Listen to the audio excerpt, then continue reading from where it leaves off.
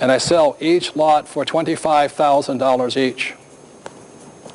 The stepped up value on my property then is $1.25 million. How many people would pay $100,000 to make $1.25 million? That's how simple it is. Where's the risk? You know, and the reason I say it's an infinite return is the moment I found this deal, naturally my friends who can't find a deal wanted me to give me the money. So let's say I gave them the money, so I have zero money into it. I give them half the deal, which means I make about $500,000. So I make $500,000 on zero of my money. I use other people's money. And that means my return is infinite. Does that make sense to you guys here? Nothing to that. I don't know where the risk is. So when people say to you investing is risky, generally it's one of these people over here who is not an active investor. This is done all day long. It took Kim and I about 20 minutes to find this thing. We saw it there, bam, done. It's not a big deal. It's not a Donald Trump deal. But $1 million is $1 million. You can still spend it that well. And the last thing, more real-life examples, is this my wife Kim did, is that she found a piece of property not far from our house. I think Scott helped finance this one. It's a commercial building, and it was so undervalued that they wanted $8 million for it. Because it was undervalued, we borrowed 100% of the money. And the reason we borrowed it was very simply because every month this property put $30,000 a month cash flow in our pocket.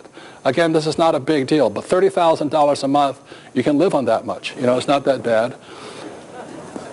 But the reason I use this deal as and we do about 1 or 2 of these a year, and it's not that hard to do. But the beauty of this is the banker gave us all the money here. It took us, like Michael says, 2 different levels of financing to do it. So we got 100% financing.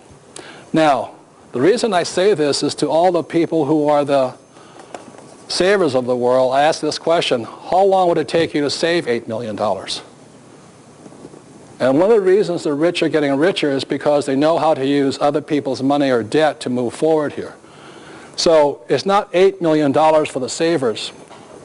A saver would have to save approximately $16 million to get this kind of loan, because the government's going to take 50% of it.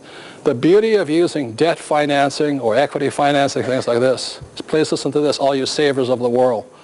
You're not going to get ahead by saving. A people who is borrowing and understands how to be a professional investor, it took my wife 2 weeks to find that money.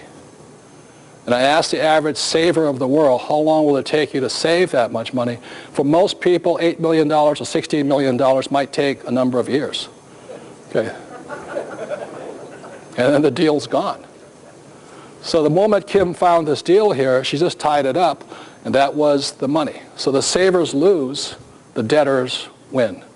And that's one of the big differences of learning how to use other people's money, how to have a friend like Scott McPherson or Michael Lecter on how to borrow money and things like this, because the savers are losing big time right now. So before we go into the next subject, I want to bring up my, one of my best friends, but also my investment partner in real estate, because you know the question I was asked during the break is how does a person find a deal that cash flows? And I hear that a lot from people, especially now that people are coming into the market late. But there's still millions of deals around that you can find that cash flow. So before I answer that question, I'd rather bring up my business partner here, is author of the ABCs of Real Estate Investment. It's Ken McElroy. It's a big hand for Ken, please. This is his book. Why don't you give a little bit of your background before we go on? Sure. Well, like many of you, I started off investing in one single-family home and condos primarily, and then eventually started buying larger and larger properties, and I've been in business for a little over 10 years. We have two construction companies, 2 management companies. We're developers.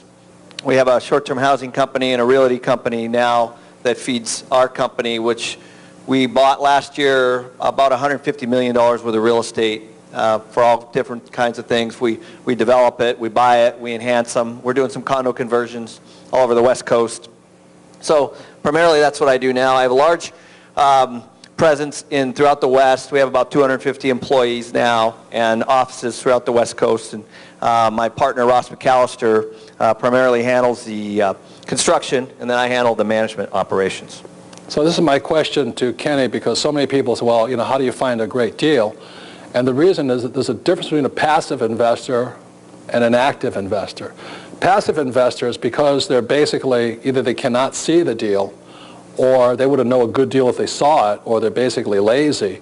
They just go to the broker, the financial planner or somebody says, do you have an investment for me? And naturally they do. It's generally mutual funds, stocks, or bonds, and they're always readily available.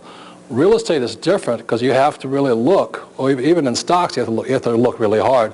So my question to you is this, is how many deals do you look at a week? We probably I personally look at least 30 a week, probably. I look at 4 or 5 a day, I bet. And they take me anywhere from 5 to 10 minutes each because I know what to look for. Right. And how many of them are bad? 30. 30. And I think that's the biggest difference, is that to find this deal over here, I probably looked at 100 deals. And then one day I stumble along, and there it is, sitting there. I mean, this is what they call a no-brainer, right? Well, part of looking at deals is part of your financial education and understanding all the different parts of the deal. And that's really where I get my education, as Robert does too.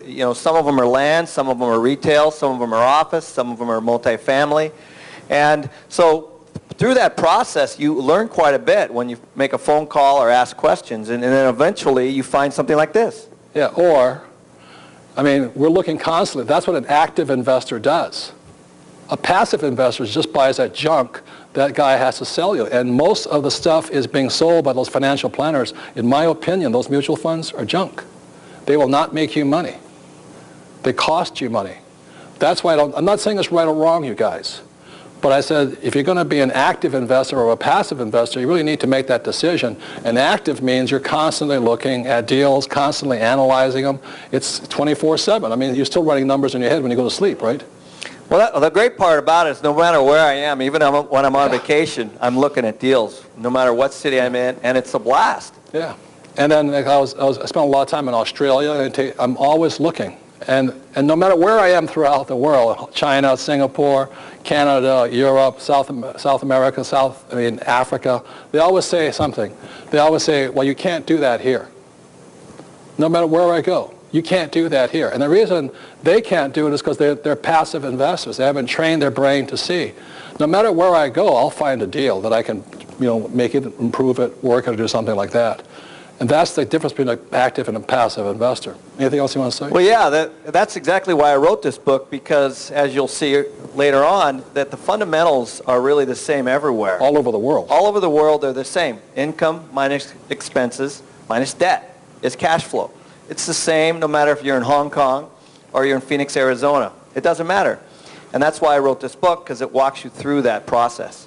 And one of the things I think is really funny is that, because Kenny his business partners are like Lehman Brothers and Goldman and the big houses. As I said, the story of the father that gave those 3 boys the money. If you know how to multiply money, the banks of the world will give you the money. Is that correct? Well, that's been the interesting part, is my balance sheet, of course, has grown over time, but there's more money. The last deal that we did, actually, Scott helped us with it. We had 9 people bidding on our project to lend us the money. How much was it? How much were they lending you? I can't remember. I think it was somewhere around $50 million. And we were looking at the best deal for us. So we were looking at the terms and the rates and the payouts and things like that as part of our financial model to decide who we wanted to accept money from. But the reason they're giving you the money is because you know how to take $1 and turn it into 10, right? That's right, and because we had the team behind us. And that's really the skill a person has to learn. So many people want to do what Kenny does or what I do, but they're not willing to put the time in. They're passive investors, not active investors. And the thing that's even funnier is because Kenny's always in the marketplace. We're in Scottsdale, Arizona, Kenny's developing this condo project, and everybody's crying the blues. I can't find a deal that cash flows, and Kenny has this condo conversion right on the main road in Scottsdale with the best piece of property in the Arizona area, and yours will cash flow, right, even if I buy them. And we just bought it 2 weeks ago, 300 units. Yeah. So one of the keys to finding great deals is you got to have friends in the industry. It's called insider trading. You know? Well, you know, in the stock market that's illegal. In the real estate market that's perfectly legal, right? Absolutely. So that's how I find deals. It's, again, like I said to the gentleman, it's who your friends are, who you spend your time with. If you're spending time with people over here, like accountants and attorneys and all that who are non-investors, I think you're nuts. If you want to spend over here, that's where you find the deals are, because they always tell their friends first, right? Well, and I think it's been mentioned before, there is so much money to be given to you if the deal makes financial sense. You need to decide how it makes financial sense, and that's why I wrote the book, because it walks you through what's a good deal, what's a bad deal. Good.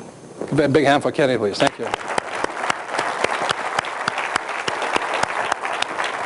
So again, would you take 1 minute to discuss that? Look, ladies and gentlemen, there's millions and millions and millions of dollars right in front of you. But if you haven't trained your brain because you only have academic or professional education and no financial training, then you'll always be poor. You'll always think, well, it takes money to make money, or I don't have enough education, or I'm not rich, and all this stuff. Unless you change what's up here, nothing's going to change. Like I said, this project took probably 20 minutes to spot. It's a piece of raw land, and this one was right across the street from where Kim and I live.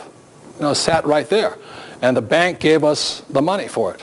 100% finance, put $30,000 a month in our pocket.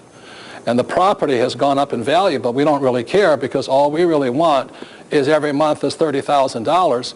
Why we want $30,000 a month is because then we're free. We don't have to work for the rest of our lives. But we can do this time and time again. But we're active investors, not passive investors. You guys got that? You got to pay your dues. Put in your homework. Or you can be lazy like most people and say, well, how come you can't tell me about that deal? If I find a great deal, I'm not going to tell you. I'm going to buy it myself. Right? I mean, you should do the same thing. So please discuss that. You have to do the homework. Got that? Please discuss that really quickly, and then we'll move on.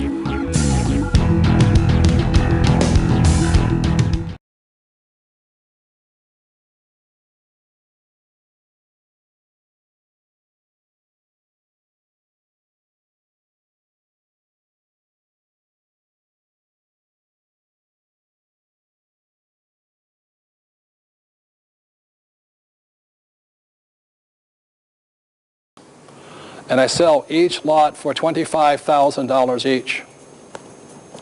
The stepped up value on my property then is $1.25 million. How many people would pay $100,000 to make $1.25 million? There, bam, done. It's not a big deal. It's not a Donald Trump deal. But $1 million is $1 million. You can still spend it that well. And the last thing, more real-life examples, is this my wife Kim did, is that into it, I give them half the deal, which means I make about $500,000. So I make $500,000 on zero of my money. I use other people's money, and that means my return is infinite. Does that make sense to you guys here? Nothing to that. I don't know where the risk is. So when people say to you investing is risky, generally it's one of these people over here who is not an active investor. This is done all day long. It took Kim and I about 20 minutes to find this thing. We saw it. That's how simple it is. Where's the risk? You know, and the reason I say it's an infinite return is the moment I found this deal, naturally my friends who can't find a deal wanted me to give me the money.